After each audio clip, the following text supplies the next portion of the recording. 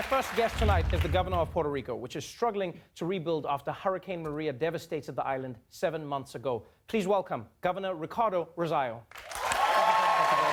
Thank you. Governor, Puerto Rico's story is one that's touched the hearts of many. We've had people like Ricky Martin come on the show and talk about it, Lin-Manuel, talking to people, getting them to understand that there is an issue, there is a crisis. Could you help us understand why it feels like it's taken so long for the crisis to be fixed? What has gone wrong in Puerto Rico? Well, first of all, thank you for keeping Puerto Rico in the hearts and minds of all Americans. I think this show has given a step forward so that, once the cameras left the disaster, it sort of slows down. But really, it's been bureaucracy. Bureaucracy has been slowing down the process, even though there's some people doing a lot of good. We've been able to get some funding for Puerto Rico, but the process is slow. And as you know, we're heading to a hurricane season next month, so we really need to hurry up that process again. When you say bureaucracy, do you mean bureaucracy within Puerto Rico, or do you mean bureaucracy that comes down from the United States? Well, bureaucracy in Puerto Rico, we're dealing with it, right? We're eliminating it, we're cutting the red tape, but it's within the systems that have been placed in the United States. For example, some of these processes that take 10 to 14 days in any other state would take 117 days in Puerto Rico. Wow. Reimbursements. This is to get funding and working? Yes, for the reimbursement for the permanent work. It still hasn't even started in Puerto Rico, the reimbursement for the permanent work. So all we're asking, and I know you've made a point of this, is to be treated equally as equal U.S. citizens. We're proud U.S. citizens, and what we want, that's right. And there is goodwill, but we really need to tackle this issue. So any support that we can get, it's important, and that's why we started a movement to organize Puerto Ricans. We're 5.6 million strong in the United States. Right. And Puerto Ricans, because we live in a territory, in a colonial territory, we don't have the right to vote for the president or for congressmen or senators. Right. So we need to create sort of a proxy effort. And right now we're in Florida. That's one of the critical areas, but we're going to go to different states, making sure that we organize a structure such that, if you're a friend to Puerto Rico and if you vote and help the policy that's in the best interest of Puerto Rico and Puerto Ricans, we'll support you. But if you go against the people of Puerto Rico, then we'll vote you out. Now, that brings up two questions for me. Firstly, I know that in Puerto Rico, it's always been a contentious issue, whether or not Puerto Rico should become a state of the United States. You have been for statehood. Do you think that's in the best interests of Puerto Rico?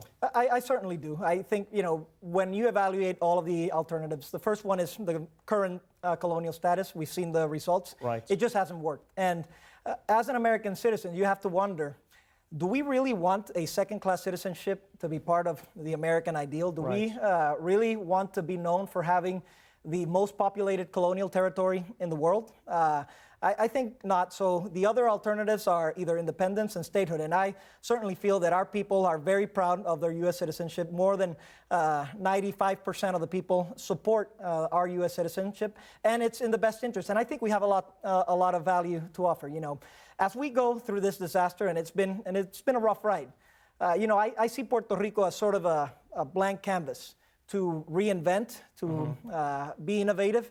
A lot of the things a lot of the ideas in education, in healthcare, in infrastructure that are being thrown around, we can implement those in Puerto Rico. So I sort of want to start making the pivot from the recovery to the rebuilding and to being very innovative and inviting all of you to come to Puerto Rico. We're open for business. We're open to receive everybody. Right. The weather's much better than right here in New York, that's for sure.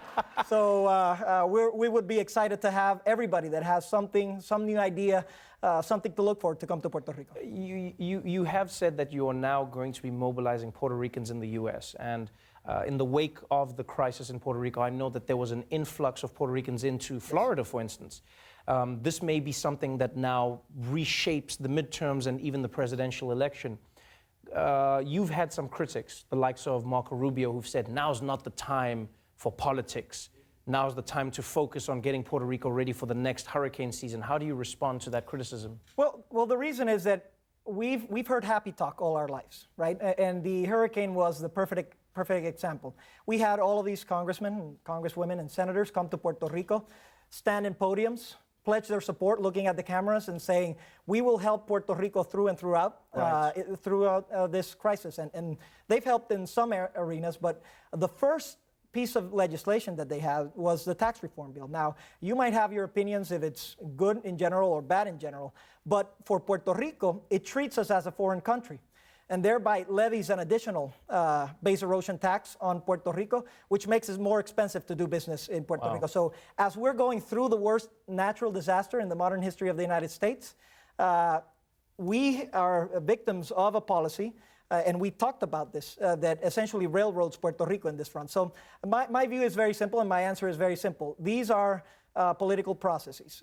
In order for us to have some power and some accountability, we need to let all of the elected officials know that there will be Puerto Ricans and friends of Puerto Ricans in all over the United States.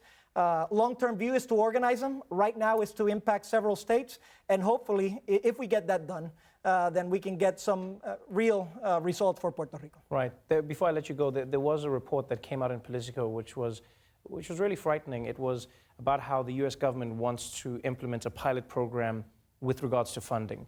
And so you'll correct me if I'm wrong, but if I understand the breakdown, it would basically allow Puerto Rico to skip the red tape. The U.S. government would give Puerto Rico the money that it needs, but with that, if any overruns were incurred, Puerto Rico would now be responsible. You would have to pay for any extra costs that you didn't anticipate.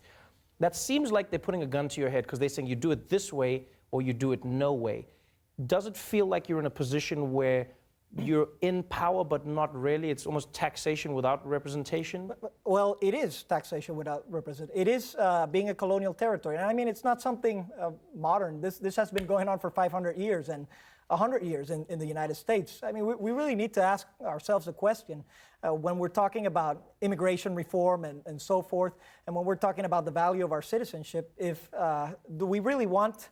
Are we really happy with a nation having 3.5 million of its citizens not having the same rights? And it's very bizarre too. I mean, if I move to the States, I gain all of those rights. If Trevor, you move to Puerto Rico, you lose them.